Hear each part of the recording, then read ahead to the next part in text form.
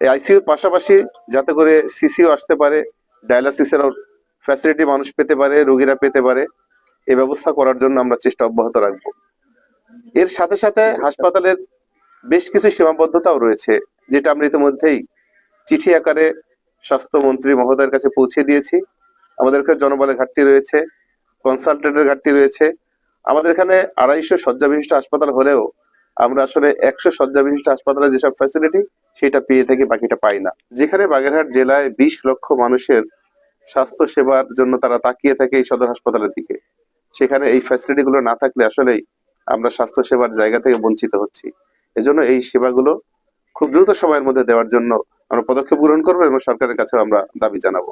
আজকে আমরা কিন্তু 10 শয্যার আইসিইউ যেটা আমাদের বন্ধ ছিল, সেবা দিতে পারিনি।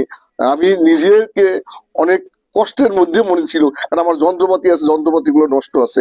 আজকে আমরা সেই সেবার ভিতরে চলতে পারছি। আজকে মুমূর্ষ রুগীকে যাতে আইসিইউ সাপোর্ট দরকার, সেই সেবাটা আমরা আজকে থেকে দিতে পারবো। আমাদের আসলে সীমাবদ্ধতা আছে অনেক। আমাদের এই আইসিইউ চালু করতে হলে সবচেয়ে ভালো সেবা দিতে হলে পর আমার 24 ঘন্টা ল্যাবের সুযোগ সুবিধা দরকার। আমাদের জনবল আছে, 24 ঘন্টা চালানো আমাদের কঠিন। আমি সরকারের কাছে আহ্বান জানাবো, আরো কিছু জনবল দিয়ে 24 ঘন্টা ল্যাবের সুযোগ সুবিধা যেন আমরা পেতে পারি।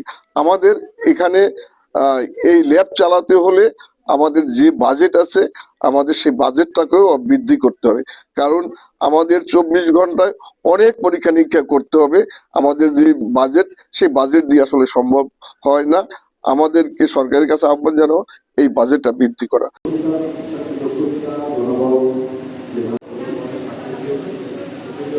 বাগেরহাটে আইসিইউ ছিল না, এখন হয়েছে, আমরা খুব উপকৃত হব। বড় কোনো সমস্যা হলে আমরা এইখানে ওইভাবে সেবা আইসিইউ ছিল না, যার কারণে আমাদের দূরে যাইতে হইতো, খুলনা অনেক দূরে দূরে যাইতে হইতো। তো এখন আমাদের এখানে আইসিইউ চালু হয়েছে, আলহামদুলিল্লাহ, এটা খুব ভালো ব্যাপার। যেমন চোখের ট্রিটমেন্টটা হতো না, এটাও আসবে ইনশাল্লাহ বলা হয়েছে। আশা করি আমরা বাগেরহাটবাসী উপকৃত হব।